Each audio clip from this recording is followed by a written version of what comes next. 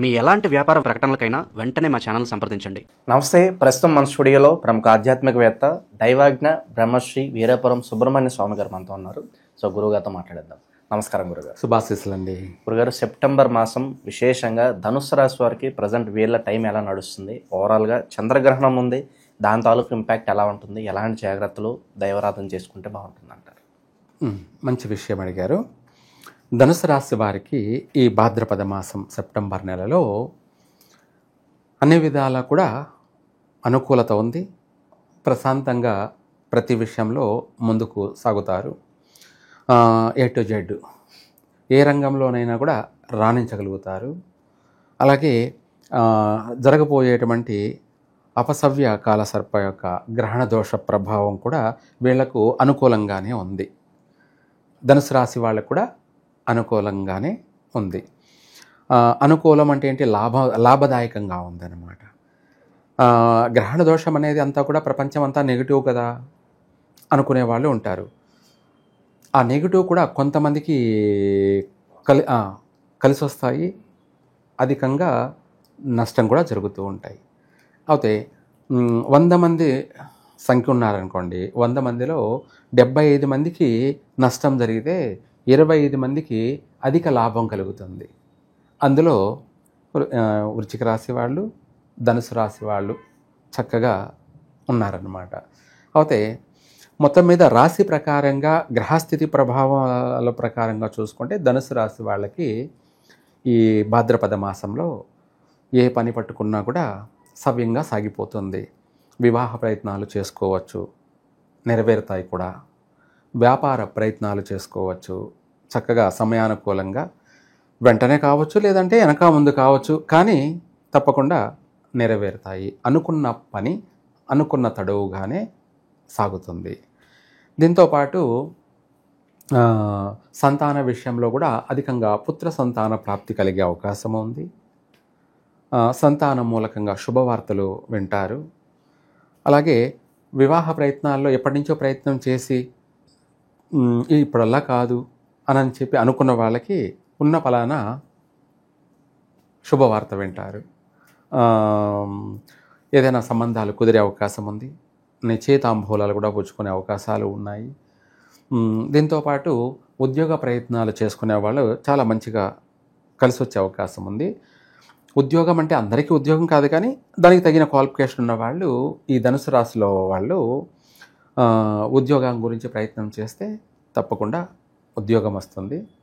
వ్యాపార ప్రయత్నం చేస్తే ఆ వ్యాపారం సఫలమవుతుంది, సక్సెస్ అవుతారు. దాంట్లో బాగా కూడా రాణించగలరు, లాభసాటిగా కూడా అభివృద్ధి చెందగలుగుతారు. వీటితో పాటు విదేశీయానియోగం కూడా చక్కగా వీళ్లకు నెరవేరుతుంది. విదేశీయానియోగం అనేది ఆల్రెడీ జాబ్ చేస్తున్న వాళ్ళు ఆ జాబు పరంగా, అంటే ఆ కంపెనీ పరంగా విదేశాలకు వెళ్ళే అవకాశం ఉంది. లేదు మనము అక్కడ వెళ్ళి జాబ్ సంపాదించుకుంటాము అనుకునేదానికన్నా ముందు మనము అక్కడికి పోవడం కన్నా కూడా ముందు ఇక్కడ చూసుకోవడం బెటర్. ఏది? ఉద్యోగం. నేను అక్కడికి పోయి సంపాదించుకుంటాను అనేదానికన్నా ఇక్కడే ఉద్యోగం చూసుకొని దాంట్లోనే ప్రయత్నం చేసుకుంటే సక్సెస్ అవుతారు. లేదంటే అక్కడికి పోయి నేను ఉద్యోగం చూసుకుంటానంటే కొంచెం ఇబ్బందిగా ఉంటుంది. ఒకవేళ అలా చేసినా పౌర్ణమి లోపలే చేయాలి. అమావాస్య అయిపోయాక పౌర్ణమి లోపలే మొదటి భాగం అంటారు, మొదటి భాగంలో చేయాలి. రెండవ భాగము అంటే పౌర్ణమి అయిపోయిన తర్వాత అమావాస్య మధ్యలో నేను అక్కడికి పోయి ఉద్యోగం సంపాదించుకుంటానని పోతే ఇబ్బంది పడే అవకాశం కూడా ఉంది. అందుకనేసి 2 భాగాల్లో మొదటి భాగంలో ఇలాంటి పనులు సక్సెస్ అవుతాయి, రెండవ భాగంలో కావు. తర్వాత ఈ రాశి వాళ్ళకి అన్ని విధాలా కూడా బాగానే ఉంది. ఆరోగ్యపరంగా కూడా బాగానే ఉంది, ఆర్థిక పరంగా కూడా బాగానే ఉంది. కుటుంబ సభ్యులతో కలిసి సంతోషంగా గడుపుతారు. మిత్రుల సహాయ సహకారాలు కూడా కలిసి వస్తాయి. రియల్ ఎస్టేట్ వ్యాపార రంగంలో కూడా వీళ్ళకు కాస్త అనుకూలంగానే ఉంది. ఎప్పటి నుంచో పెండింగ్ ఉండి ఆగిపోయినటివి ఈ మాసంలో కొంత అమ్ముడుపోయే అవకాశము ఉన్నాయి. సో మొండి బకాయిలు కూడా వస్తాయి అంటారా? అవును, డబ్బు తిరిగి రాక ఇబ్బంది పడుతూ ఉంటారు. వచ్చే అవకాశం కూడా ఉంది. లేదు ఉన్నదాన్ని అమ్ముకోవాలి అంటే, ఉన్నదాన్ని అంటే మనకు కొన్ని కారణాలు కొన్ని విషయాలను బట్టి ఏదైనా ఒక వ్యాపారం చేయాలంటే ఏదైనా ఆస్తి అమ్ముకోవడం జరుగుతుంటుంది. అది పొలం కావచ్చు, లేదంటే ఇంకా 4-5 ఇళ్ళు ఉన్న వాళ్ళు ఒక ఇల్లు అమ్ముకోవాలి, లేదా పొలం ఉంది అమ్ముకోవాలి అని అంటే కూడా అది కూడా జరిగే అవకాశం ఉంది. ఎందుకు అది అమ్ముకోవడం అంటే దాని నుంచి వచ్చిన అమౌంట్ తీసుకొని వీళ్ళు ఏదన్నా వ్యాపారం ప్రారంభం చేసుకోవడానికి అలాంటి పనులు కూడా సక్సెస్ అవుతాయి. కొనడాలు అమ్మడాలు 2 కూడా వీళ్ళు ఈ మాసంలో సక్సెస్ అవుతారు. తర్వాత మనకు ఈ గ్రహణ ప్రభావం అనేది మనం ఇందాక చెప్పుకున్నాం, లాభసాటిగానే ఉంది అన్ని విధాలు కూడా. ఇంకా కూడా కలిసి రావడం కోసం ఈ ధనుసు రాశి వాళ్ళు ఈ గ్రహణ దోషం అయిపోయినటువంటి మరుస రోజు ఆదివారం పూర్వభాద్ర నక్షత్రం అంటే శతభిష నక్షత్రం, పూర్వభాద్ర నక్షత్రం 2 నక్షత్ర సంధిలో జరుగుతుంది కాబట్టి దాని ప్రభావం వల్ల వీళ్ళకి నష్టమేం లేదు. మరుసటి రోజున సోమవారం రోజు రాహుకాల సమయంలో మినుములు, ఉలవలు, అలాగే ఉలవలేమో ఒక ఇనుము ఐరన్ లాంటిది ఏదన్నా, ఐరన్ ముక్క అంటారు కదా, ఐరన్ ముక్క అంటే కాయిన్స్ కూడా ఇప్పుడు కొన్ని కాయిన్స్ ఐరన్ ముక్కలే, ఏది రూపాయి కాయిన్ కానీ, 2 రూపాయల కాయిన్ కానీ, ఇటువంటి ఇదైనా సరే, లేదా పాత తుప్పు పట్టిన ఇనుము. వాళ్ళకు రాహుకాల సమయంలో ఆ ఇనుమును తీసుకొని తల మీద నుంచి 3 సార్లు ఇలా తిప్పేసి 2 సార్లు రివర్స్ తిప్పి పైనుంచి కిందికి 3 సార్లు దిగదీసి ఆ ఉలవల్లో పెట్టేసి ఆమెన అది దానం చేయాలి. అటు ఉలవలు, మినుములు, బియ్యము 3 కూడా సపరేట్గా 5 పావులు అన్నమాట. 5 పావులు దానం చేస్తే వీళ్లకు ఇంకా స్పీడ్గా కలిసి వస్తుంది. స్పీడ్గా అంటే తొందరగా అనుకున్న ప్రతి పని కూడా నెరవేరుతుంది. ఎంత కఠినమైన కార్యమైనా కూడా నెరవేరుతుంది. ఇది కాదు, సాధ్యం కాదు అని వదిలిపెట్టేసిన పని కూడా మళ్ళీ సక్సెస్ అవుతుంది. ఎంతటి కార్యాన్నైనా కూడా అవలీలగా పూర్తి చేయగలుగుతారు చక్కగా. తర్వాత వీళ్ళకు వాస్తురీత్యా చూసుకుంటే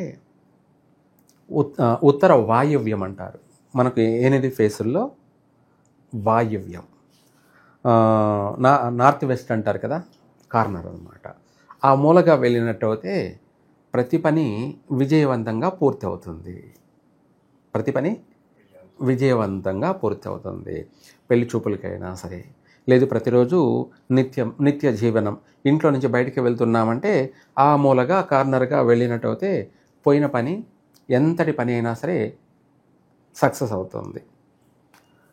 తర్వాత ఇంగ్లీషు సంఖ్యాశాస్త్ర ప్రకారంగా ధనుసు రాశి వాళ్ళకి ఏ సంఖ్య బాగా వీళ్ళకు కలిసి వస్తుంది అనుకుంటే 1, అలాగే 3, 9, 1, 3, 9 ఇవి వీళ్ళకు రాశిరీత్యా ఓవరాల్గా చక్కగా కలిసి వస్తుంది. ఇంకా మిగతా అంకెలు అని అంటే అది వాళ్ళ జాతకాన్ని బట్టి మనము చూసుకోవాలి. ఈ 1, 3, 9 అనేది ఏమిటి అంటే వీళ్ళు ఫోన్ అయినా సరే, లేదంటే ఫోన్ కొనుక్కున్నా, సిమ్ కొనుక్కున్నా, బైక్ కొన్నా, స్కూటీ కొన్నా, కారు కొన్నా దానికి ఇవే అంకెలు ఉండాలి. వాటిని టోటల్ కూడా చేసుకుంటే ఇదే టోటల్ ఉండాలి. 1 టోటల్ అన్నా రావాలి, 3 టోటల్ అన్నా రావాలి, 9 టోటల్ అన్నా రావాలి. ఈ 3 టోటల్లో ఏ టోటల్ వచ్చినా కూడా వీళ్ళకు అది చాలా అనుకూలంగా, పాజిటివ్గా, చక్కగా అన్ని విధాలా కూడా కలిసి వస్తుంది. ఇక విశేషంగా ప్రజెంట్ ఉన్న గ్రహస్థితి బట్టి ఎలాంటి పరిహారాలు చేసుకుంటే బాగుంటుంది అంటారు గురుగారు? మనము ఇందాక చెప్పుకున్నట్టుగా దానాలు వీళ్ళకు బాగా కలిసి వస్తాయి. ఒకవేళ అది కాకుండా పరిష్కారము అనంటే ఈ పౌర్ణమి గ్రహణం అయిపోయిన నుంచి అమావాస్య వరకు కూడా వీళ్ళు ఆంజనేయ స్వామిని ప్రతిరోజు ఆ 15 రోజులన్నా కావచ్చు, లేదంటే శని మంగళవారాలు వీళ్ళు తమలపాకులతోటి అష్టోత్తరం జరిపించుకోవాలి. తమలపాకులతోటి ఆకుతోటి అష్టోత్తరం అంటే ఆంజనేయ స్వామి అష్టోత్తరం ఉంటుంది కదా, ఒక్కొక్క ఆకు తీసుకొని ఒక్కొక్క అష్టోత్తరం చదువుతూ ఆయనకు పఠిస్తే 108 ఆకులతో ఆయనకు చేసినట్టు అయితే ఆకు అనేది తమలపాకులు అనేది అత్యంత శుభప్రదమైనటువంటి మార్గానికి ఎంతో ఉపయోగపడుతుంది. మనము అంటాం కదా 3 పువ్వులు 6 కాయలు అన్నట్టుగా. అలాగే ఈ పచ్చదనం మనం ప్రతి కార్యానికి శుభకార్యానికి మాడి తోరణాలు, అరిటాకులు, అరటి పిల్లలు, తమలపాకులు అన్నీ వాడతాం కదా. ముందు ప్రతి పండగలోనూ ప్రతి శుభకార్యంలోనూ అత్యంత శుభప్రదమైనటువంటి ఇవన్నమాట. అందులో ఒకటైనటువంటి తమలపాకుల్ని ఆంజనేయ స్వామికి ఒక్కొక్క మంత్రంతో అదే శ్లోకంతో 108 ఆకులను ఆయనకు సమర్పించడం వల్ల మనకు 108 కార్యాలు మనకు విజయాన్ని వరిస్తాయి. అంటే 108 పనులు, మనం ఎన్ని పనులు అవుతాయి అనుకుంటామో, ఇల్లు కావాలి అనుకున్నామనుకోండి ఆ పని అయిపోతుంది. ఉద్యోగం రావాలి అనుకున్నామనుకోండి ఆ ఉద్యోగం అయిపోతుంది. లేదు మనం వ్యాపారం చేయాలి అనుకున్నాము ఆ వ్యాపారం అయిపోతుంది. ఇలా మనం ఏ పని అయితే అనుకుంటామో ఆ పని 108 పెండింగ్ ఉన్నటువంటి విషయాలన్నీ కూడా ఈ మాసంలోనే తీరుతాయి. ఇక న్యూమరాలజీ పరంగా ఏదన్నా సలహాలు ఏమైనా ఇస్తారు వీళ్ళకి? ఏదన్నా పలానా నెంబరు వీళ్ళు ఎక్కువగా ప్రిఫర్ చేస్తే బాగుంటుందని చెప్పట్లేదా? అవును, ఇందాక మనం చెప్పుకున్నాం ఆల్రెడీ. వాటిలో వీళ్ళకు కూడా 3, 1 కానీ 3 కానీ 9, 3 కూడా తీసేసేది ఏదీ లేదు. ఈ 3 ఏదైనా కూడా వీళ్ళకు కలిసే వస్తుంది. అందులో ఇంకా వాళ్ళకు కూడా ఏదైతే ఇంట్రెస్ట్ దానిపైన ఉంటుందో, ఒకరికి 1 అంటే ఇంట్రెస్ట్ కలుగుతుంది, ఒకరికి 3 అంటే ఇంట్రెస్ట్ కలుగుతుంది, ఒకరికి 9 అంటే ఇంట్రెస్ట్ కలుగుతుంది.